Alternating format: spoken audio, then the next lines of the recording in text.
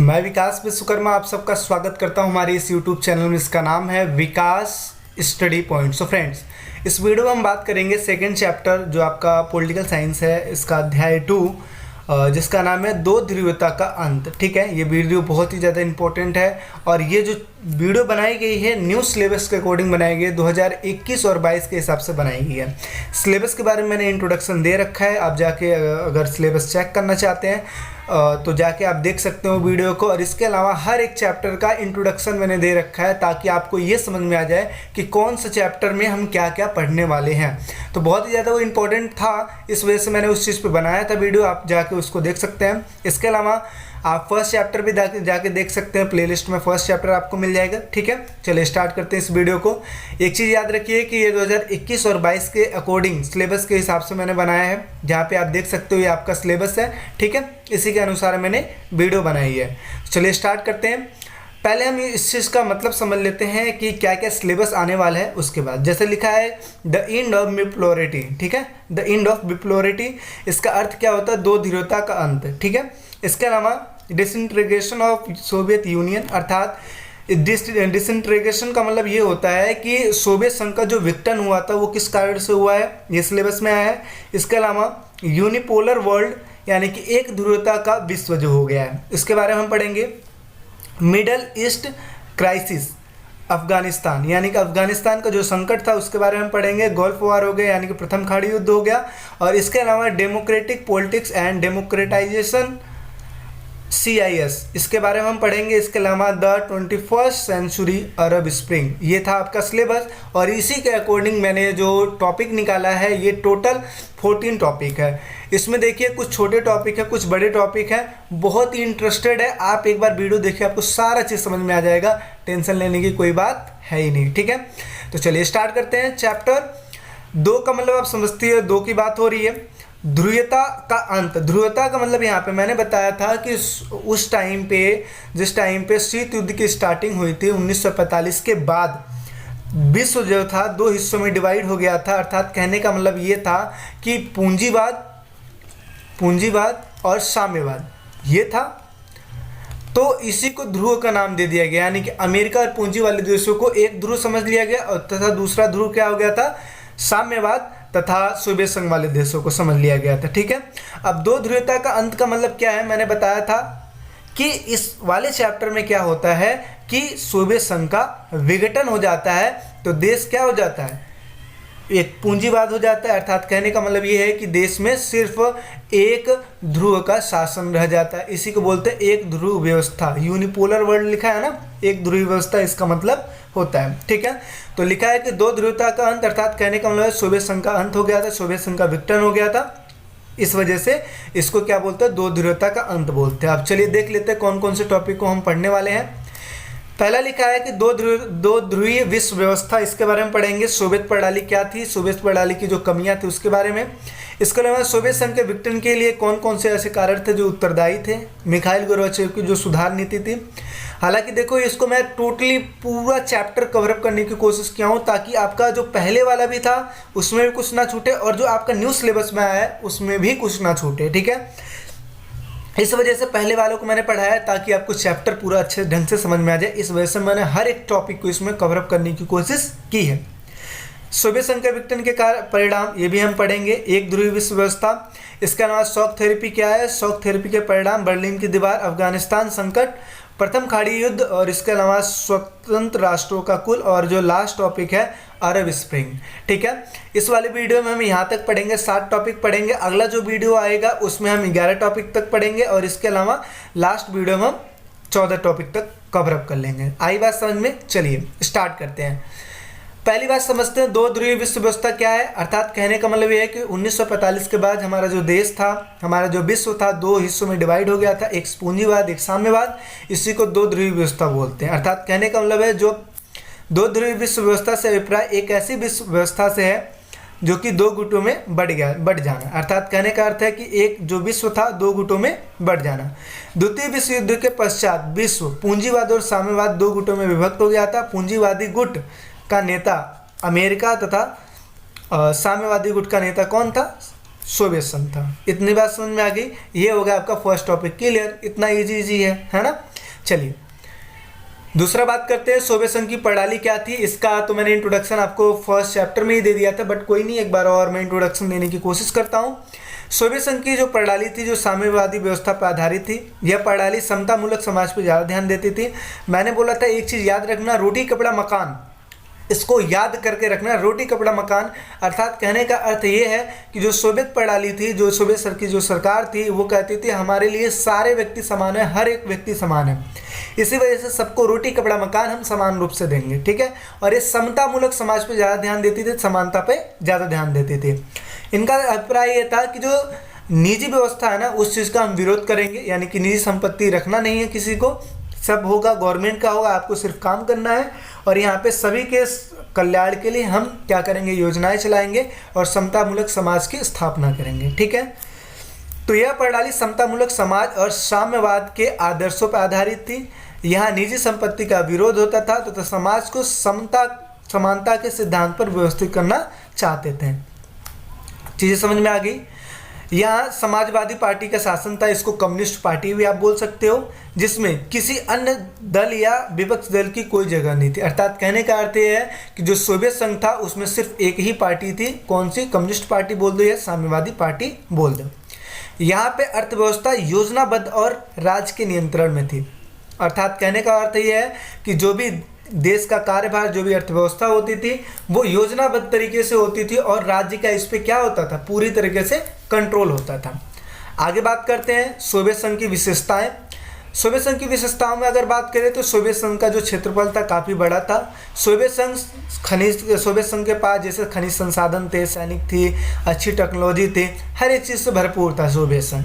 इसके अलावा जनता के लिए न्यूनतम जीवन स्तर सुनिश्चित कर रखा था। अर्थात कहने का मतलब है, जैसे आप देखते हो किसी भी देश में न्यूनतम जो सर्विसेज होते हैं ना, जैसे देखते हो कि हमारे देश में राशन गवर्नमेंट बंटवाती है। क्यों बंटवाती है? ताकि जो गरीब लोग हैं वो उसका लाभ उठा पाएँ, और जो समाज है, समाज में जो गरीबी है उस चीज़ को थोड़ा बहुत दूर किया जा सके, ठीक है। इसकी वजह से गरीबों के लिए विभिन्न प्रकार की योजनाएं भी चलाती है, राशन बंटवाती है, ताकि हर एक व्यक्ति कोई भूखा ना मरे। तो ऐसे ही वहाँ पे जनता के लिए न्यूनतम जीवन स्तर सुनिश्चित कर रखा था, जहाँ पे जनता को हर एक चीज़ सुविधाएं देने की कोशिश करती थी वहाँ के गवर्नमेंट। आगे बात करते हैं स्वास्थ्य सुविधा, शिक्षा, बच्चों की देखभाल, लोक कल्याण, रियायती दामों पर उपलब्धि। अर्थात कहने का मतलब ये है कि वहाँ पे जो शिक्षाएँ थी, जो स्वास्थ्य जो सुविधाएँ थी, और इसके अलावा बच्चों के लिए देखभाल या लोक कल्याण की अगर बात करें तो रियायती दामों पर उपलब्ध थी। यानी कि रियायती का मतलब आप यहाँ पे समझ सकते हो कि जो एक बेटर दाम होता है ना, जो आप ये समझ सकते हो कि जो न्यूनतम दाम होता है उन पर उपलब्ध होती थी, ठीक है। यहाँ पे बेरोजगारी नहीं थी क्योंकि सारे लोग को काम मिलता था, ठीक है, क्योंकि नौकरशाही की प्रणाली थी। आगे अगर बात करें तो हर चीज़ पर सरकार का नियंत्रण होता था, चाहे वो भूमि हो या अन्य उत्पादन संपदा हो। तो ये थी सोवियत संघ की विशेषताएं। आगे बात करते हैं सोवियत संघ की कमियां क्या थी। तो यहाँ पे नौकरशाही का शिकंजा कसता चला गया था, यानी कि अब आप समझते हो कि हर एक व्यक्ति को वहाँ पे नौकरी मिलती थी, तो नौकरशाही की शिकंजा कसता चला गया था। इसके अलावा सारे लोग नौकर बन के काम करते थे। अर्थात कहने का अर्थ है कि चाहे अमीर हो, गरीब हो, कोई भी हो, सबको काम करना पड़ता था, ठीक है। तो ये भी एक प्रकार की कमियां थी सोवियत संघ में। अर्थात कहने का मतलब ये है कि आप देखते हो कि समाज में ऐसे बहुत सारे लोग होते हैं जो अच्छा काम करते हैं, ऐसे बहुत सारे लोग होते हैं जो बीच में आते हैं, अच्छा काम करते भी हैं और नहीं भी करते हैं, और ऐसे कुछ लोग होते हैं जो आलसी होते हैं, बिल्कुल, ठीक है। लेकिन इसके बावजूद भी आप देखते हो हमारे जो समाज का डिवाइडेशन किस हिसाब से होता है, जो अच्छा काम करेगा उसकी अच्छी सुविधाएं, जो अच्छा काम भी करेगा और नहीं भी करेगा उसको मिडल टाइप की सुविधाएं, और जो बेहद आलसी रहेगा वो समाज में गरीब वर्ग ही तो रहेगा। तो यही चीज़ है। लेकिन वहाँ पे क्या है कि जो अच्छा काम करे उसको भी वही सुविधाएं, जो बेकार काम करे उसको भी वही सुविधाएं। तो इस वजह से नौकरशाही का शिकंजा वहाँ पे कसता चला गया था। आगे नागरिकों का जीवन कठिन हो गया था। इसके अलावा लोकतंत्र और अभिव्यक्तियों की आज़ादी नहीं रही थी, ठीक। वहाँ पे लोकतंत्र और अभिव्यक्तियों की आज़ादी नहीं रही थी। अर्थात कहने का मतलब ये था कि जो सोवियत संघ था, सोवियत संघ चाहे अच्छा करे चाहे बुरा करे, सोवियत संघ की जो सरकार थी, कम्युनिस्ट पार्टी, चाहे अच्छा करे चाहे बुरा करे, वहाँ के व्यक्तियों को ये अधिकार नहीं था कि पार्टियों से क्वेश्चन पूछ सके, ठीक है। तो ये बहुत बड़ी एक डिसएडवांटेज थी सोवियत संघ की। इसके अलावा बात करें तो लोकतंत्र नहीं था वहाँ पे, क्योंकि साम्यवादी सरकार चलती थी। अभिव्यक्तियों की आज़ादी नहीं रही थी, यानी कि अभिव्यक्ति समझ सकते हो, कम्युनिकेशन, आप कि कोई चर्चा हो सके इस गवर्नमेंट के हिसाब से, तो उसकी आज़ादी नहीं थी। आगे अगर बात करें, संसाधनों का अधिक से अधिक उपयोग जो होता था हथियारों में होता था, जिसकी वजह से उपभोक्ता वस्तु की कमी हो जाती थी। अर्थात कहने का मतलब यह है कि ज़्यादा से ज़्यादा जो पैसा खर्च करते थे हथियारों में करते थे। जैसे आपको पता है कि जो सोवियत संघ था और जो अमेरिका था, एक दूसरे से आगे बढ़ने के लिए हथियारों की होड़ स्टार्ट कर दिए थे। ये भी शस्त्रों की प्रोडक्शन कर रहे थे, ये भी शस्त्रों की प्रोडक्शन कर रहे थे। तो इसकी वजह से ये ध्यान नहीं दे पा रहे थे उपभोक्ता वस्तुओं के ऊपर, ठीक है, जिसकी वजह से समाज में गरीबी आने लगी, ठीक। और इसका एक कमी ये भी रहा कि जब उपभोक्ता वस्तु का उत्पादन नहीं हो पाया तो बाहर देशों से वस्तुओं का आयात करना पड़ा। तो बहुत ही ज़्यादा डिसएडवांटेज थी सोवियत संघ के, मतलब सोवियत संघ में बहुत सारी कमियां भी थी। आगे बात करते हैं, 1979 में अफगानिस्तान के मामले में सोवियत संघ ने हस्तक्षेप किया, जिसकी वजह से सोवियत संघ को नुकसान हुआ। ये देखिए, इसके ऊपर एक टॉपिक भी है जो हमने ऊपर जो पढ़ा है ना, ये चीज़, ये यानी कि मिडल ईस्ट क्राइसिस अफगानिस्तान, यानी कि अफगानिस्तान संकट। तो ये टॉपिक इससे रिलेटेड है, इसके ऊपर एक पूरा ही टॉपिक है जहाँ पे आप ये समझोगे कि अफगानिस्तान के मामले में सोवियत संघ ने दखल अंदाजी की थी। अफगानिस्तान में सोवियत संघ ने सेना भेज दी थी और लगभग 10 साल तक वहाँ पे सेना रही, 10 साल तक वहाँ पे सेना रही और मिला कुछ नहीं सोवियत संघ को, बल्कि सोवियत संघ को नुकसान हो गया, ठीक है। तो इसके बारे में हम पढ़ेंगे पूरा अच्छे तरीके से। बस आप इतना समझ लो कि 1979 में अफगानिस्तान के मामले में सोवियत संघ ने हस्तक्षेप किया था, जिसकी वजह से सोवियत संघ को नुकसान का सामना करना पड़ा था। आगे कम्युनिस्ट पार्टी का बुरा शासन, अर्थात कहने का मतलब ये है कि वहाँ पे जो पार्टी थी, कम्युनिस्ट पार्टी थी, उसका बुरा शासन था। अर्थात जो भी करती थी अपने हिसाब से करती थी, जनता की कोई नहीं सुनती थी, ठीक है। इसके अलावा जनता के प्रति जवाबदेह नहीं होती थी। तो ये था सोवियत संघ की कमियां। आगे अगर बात करें सोवियत संघ के विघटन के कारण, अब देखो एक चीज़ यहाँ पे कि जो कमियां थी, अगर सोवियत संघ में कमियां नहीं होती तो उसका विघटन नहीं होता। तो जो कमियां थी यही इसके कारण बन जाएंगे, है ना, क्योंकि कमियों की वजह से ही तो कारण बनते हैं विघटन का। तो जो सोवियत संघ की कमियां थी वही इसके कारण बन जाएंगे। अब देखते हैं, जैसे पहला कम्युनिस्ट पार्टी का बुरा शासन, जो कि हमने पढ़ा था, जैसे भ्रष्टाचार हो जाना, जनता के प्रति जवाबदेह ना होना, ठीक है। इसके अलावा संसाधनों का अधिक से अधिक उपयोग हथियारों में कर देना, जिसकी वजह से उपभोक्ता वस्तु की कमी हो गई, जिसकी वजह से क्या हो गया, सोवियत संघ का विघटन हो गया।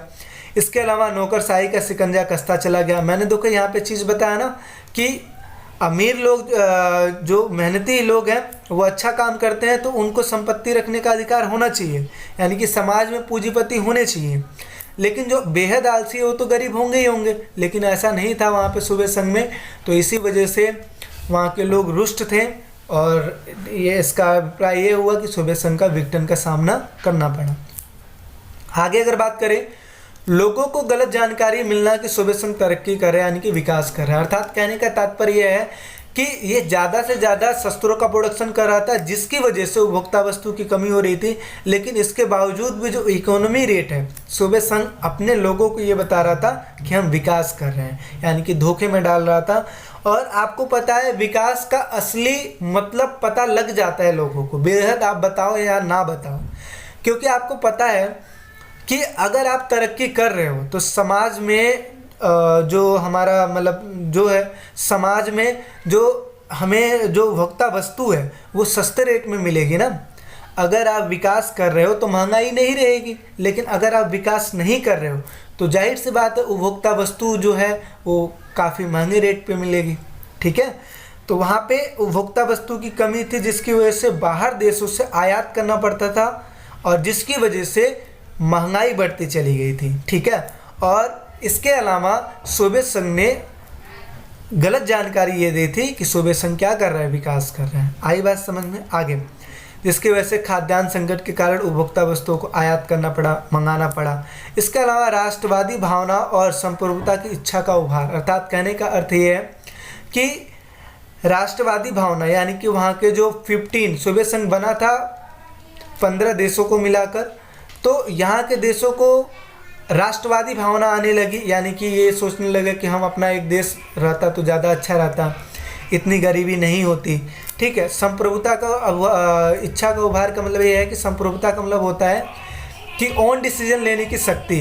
ठीक है, आगे अगर बात करें तो मिखाइल गोर्बाचेव की सुधार नीति, अर्थात कहने का अर्थ ये है कि मिखाइल गोर्बाचेव उस टाइम पे राष्ट्रपति थे वहाँ के सोवियत संघ के, और इन्होंने 2 प्रकार की सुधार नीति निकाली थी। ठीक है, एक पेरेस्ट्राइका, दूसरा ग्लासनोस्ट। ये भी कहीं ना कहीं कारण रहा सोवियत संघ के विघटन का।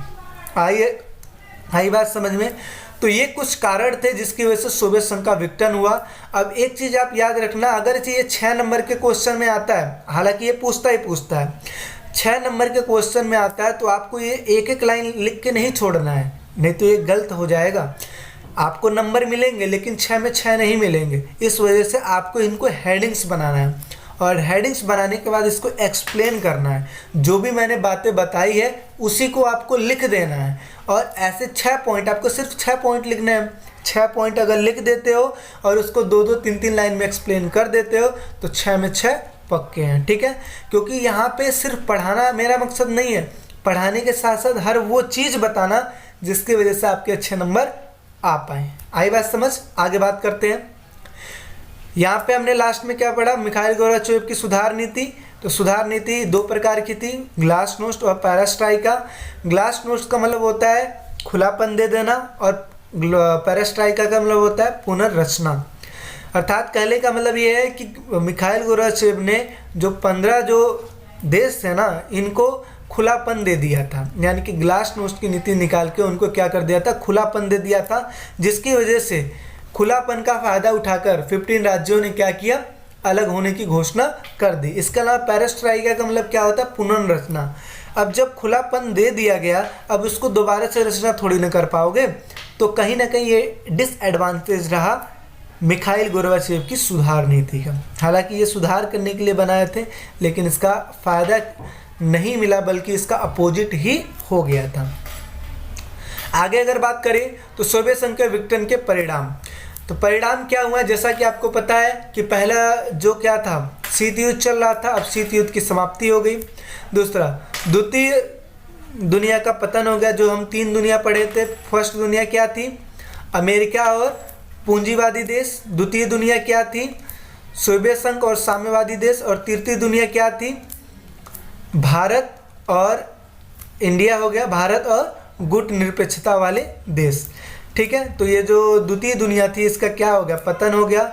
हथियारों की होड़ ख़त्म हो गई। जो पहले हथियारों का प्रोडक्शन होता था उसकी होड़ ख़त्म हो गई, क्योंकि कंपटीशन रहा ही नहीं। इसके अलावा विचारधाराओं की लड़ाई ख़त्म हो गई। आप देखते थे अमेरिका की विचारधारा पूंजीवाद थी, सोवियत संघ की विचारधारा साम्यवाद थी। तो यहाँ पे साम्यवाद की विचारधारा ख़त्म हो गई, अब पूंजीवाद तो रह ही रहा। इसके अलावा अमेरिका एकमात्र शक्ति बन बैठा। इसके अलावा 15 जो गणराज्य थे वो सोवियत संघ से अलग हो गए, जिसकी वजह से सोवियत संघ का अंत हो गया। इसके अलावा शॉक थेरेपी को अपनाया गया। शॉक थेरेपी क्या है ये हम दूसरे पार्ट में पढ़ेंगे। शॉक थेरेपी क्या है, बस आप इतना समझो कि शॉक थेरेपी को अपनाया गया। तो ये चीज़ें थी जिसकी वजह से सोवियत संघ का विघटन हुआ। अब देखिए सोवियत संघ का विघटन स्टार्ट कहाँ से हुआ था, 1989 से स्टार्ट हो गया था। जब बर्लिन की दीवार गिरी थी तो ही समझ लिया गया था कि सोवियत संघ का अब लगता है अंत हो जाएगा। और आगे चल के 1990 में कई सारे देश अलग हो गए, और इसका एट द एंड 1991 में इसका एक्चुअल विघटन हो गया सोवियत संघ का। इतनी चीज़ें समझ में आ गई। किसी भी प्रकार की कोई भी अगर दिक्कत आती कमेंट सेक्शन में कमेंट कीजिए, आपको सब चीज़ की सुविधाएं आपको मिलेंगी। दोबारा किसी भी टॉपिक पर कोई दिक्कत आती है तो मैं कोशिश करूँगा जो नेक्स्ट पार्ट है उसमें उसको कवर अप कर सकूँ। आई बात समझ में। तो ये था। इसके अलावा इसकी क्वेश्चन आंसर की सीरीज़ भी आएगी, मैंने बताया था, तो वहाँ पे सारा चीज़ कवर अप हो जाएगा।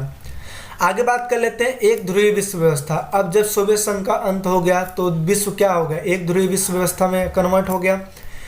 तो विश्व राजनीति में जब किसी एक देश का अधिक प्रभाव होता है तथा अधिकांश अंतर्राष्ट्रीय निर्णय उसी की इच्छा के अनुसार लिए जाते हैं तो इसे एक ध्रुवीय विश्व व्यवस्था कहा जाता है, जैसे अमेरिका।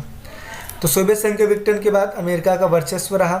इसके अलावा अंतर्राष्ट्रीय मामलों में यानी कि यूएनओ जैसे जगहों पे, ठीक है, अमेरिका का ही ज़्यादा दबदबा था और इसी के अनुसार निर्णय लिया जाता था। इसी की वजह से इसको एक ध्रुवीय विश्व व्यवस्था का नाम दे दिया जाता है। तो ये था आज का टॉपिक, जहाँ पे हमने देखा 7 टॉपिक हमने कवरअप कर लिया, जहाँ पे दो ध्रुवीय विश्व व्यवस्था के बारे में हमने पढ़ लिया, सोवियत संघ की प्रणाली के बारे में पढ़ लिया, सोवियत संघ की कमियां के बारे में पढ़ लिया, सोवियत संघ के विघटन के उत्तरदायी कारण पढ़ लिया, मिखाइल गोर्बाचेव की सुधार नीति हमने पढ़ लिया, और सोवियत संघ के विघटन के परिणाम पढ़ लिया, और एक ध्रुवीय विश्व व्यवस्था पढ़ लिया। अब जो अगला पार्ट आएगा उसमें हम इन चीज़ों के बारे में देखेंगे। शॉक थेरेपी क्या है, शॉक थेरेपी के परिणाम, बर्लिन की दीवार और अफगानिस्तान का संकट। मिलते हैं नेक्स्ट वीडियो में। अभी के लिए बाय बाय। अच्छा लगता है वीडियो तो लाइक कीजिए, शेयर कीजिए, सब्सक्राइब कीजिए। मिलते हैं नेक्स्ट पार्ट में। अभी के लिए बाय बाय।